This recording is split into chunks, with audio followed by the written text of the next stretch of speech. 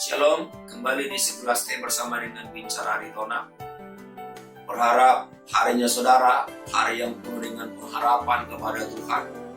Walaupun keadaan sekarang adalah keadaan yang sangat sulit sekali.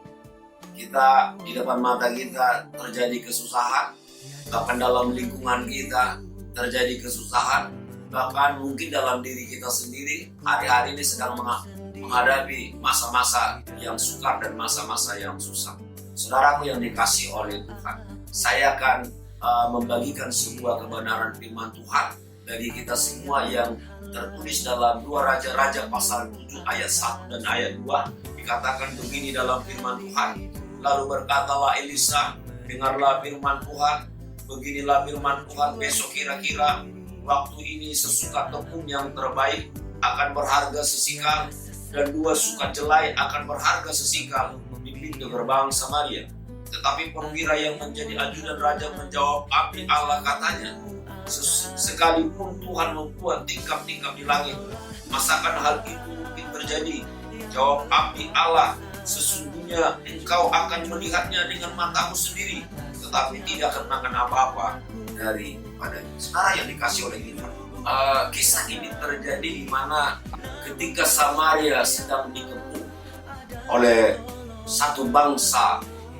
Ketika mereka dikepung, mereka menghadapi kesusahan, mereka mengalami kelaparan karena terhambatnya bahan pangan yang masuk bagi mereka.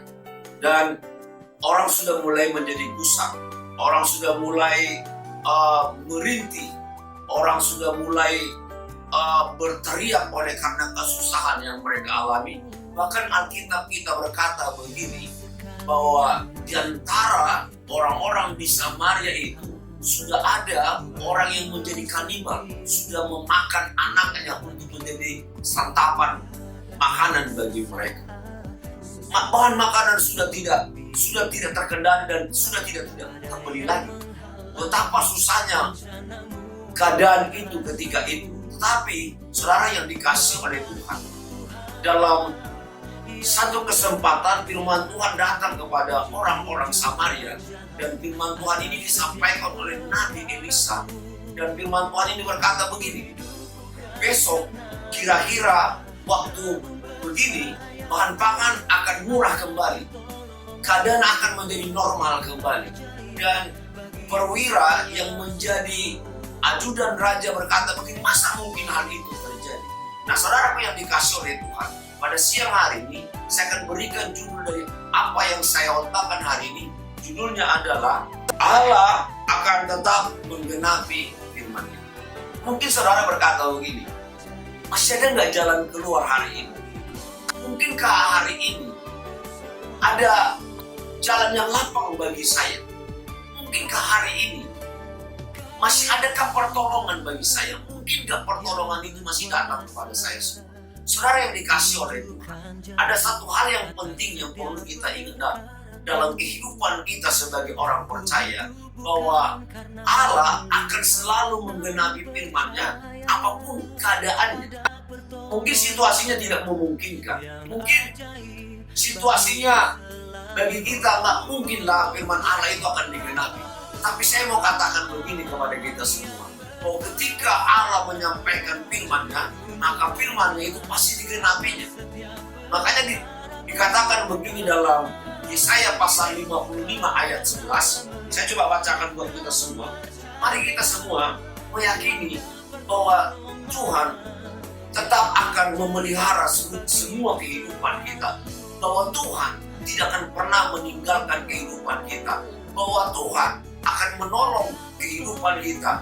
Dan yang penting lagi, bahwa ketika Allah berfirman, maka firman-Nya itu gak mungkin dicabutnya tanpa digenapinya terlebih dahulu. Saya bacakan bagi kita semua dalam Yesaya pasal 55 ayat 11 dikatakan begini, demikianlah firman-Ku yang keluar dari mulutku, ia tidak akan kembali kepadaku dengan sia-sia, tetapi ia akan melaksanakan apa yang kukehendaki dan akan berhasil dalam apa yang kusuruhkan kepadanya. Dan saudaraku yang dikasihi oleh, bahwa perlu bagi kita semua untuk mempercayai bahwa ketika Allah telah berfirman bagi kita, bahwa ketika Allah telah menyampaikan isi hatinya bagi kita, bahwa ketika Allah telah menyampaikan ketetapannya bagi kita, maka firman-Nya itu pasti akan digenapi. Oleh sebab itu, biarlah setiap kita boleh tetap mempercayai kebenaran firman Allah. Dalam 2 Raja-Raja pasal 7 ini, memang ketika itu ada situasi yang membuat perwira ini berpikir, masa mungkin itu akan terjadi?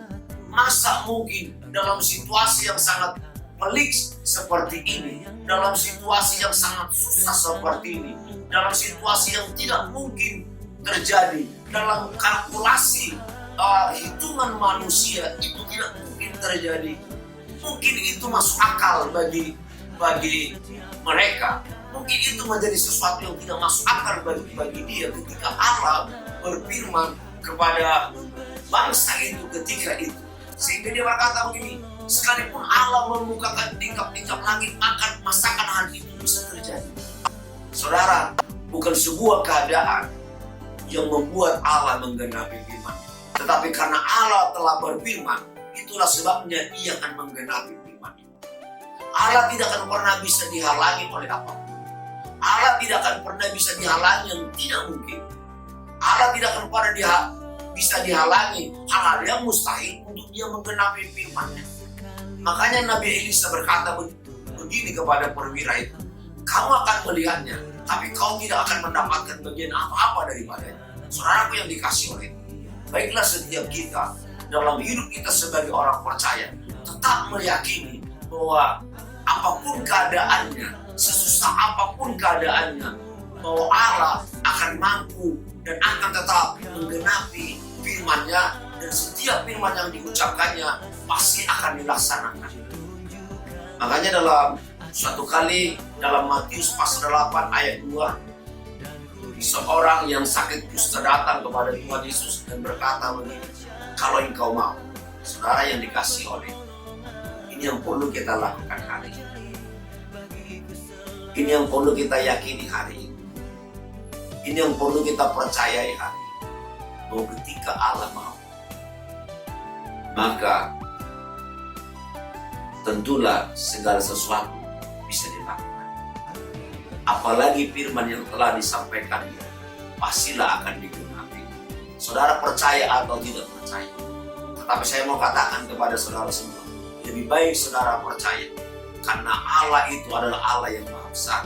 Allah itu adalah Allah yang sanggup melakukan sesuai dengan apa yang difirmankannya, sesuai dengan apa yang diucapkannya. Saya sarankan, saya beritahukan kepada kita semua supaya setiap kita boleh percaya dengan apa yang difirmankan oleh Allah bagi kita. Saya bacakan ayat terakhir bagi kita semua dalam Matius pasal 8 ayat 2. Maka datanglah seorang yang sakit kusta kepadanya, lalu sujud menyembah Dia dan berkata, Tuhan, jika Tuhan mau, Tuhan dapat mentahirkan aku. Saudara yang dikasih, mari setiap kita boleh belajar dari seorang yang kusta. Mari kita belajar dari orang yang tersingkirkan ini. Mari kita belajar dari seorang yang dimana orang ini tidak akan mendapatkan jalan keluar apapun dari manusia. Tapi Tuhan mampu memberikan jalan keluar bagi kita. Mampu memberikan jalan keluar bagi dia. Mari setiap kita boleh meyakini bagi setiap kehidupan kita dapat berkata begini, bahwa Allah mampu dan akan melaksanakan semua apa yang difirmankannya kepada kita semuanya. Saudara, kiranya Tuhan Yesus memberkati kita semua. Segelas teh bersama-sama dengan Bincang Ari Roma.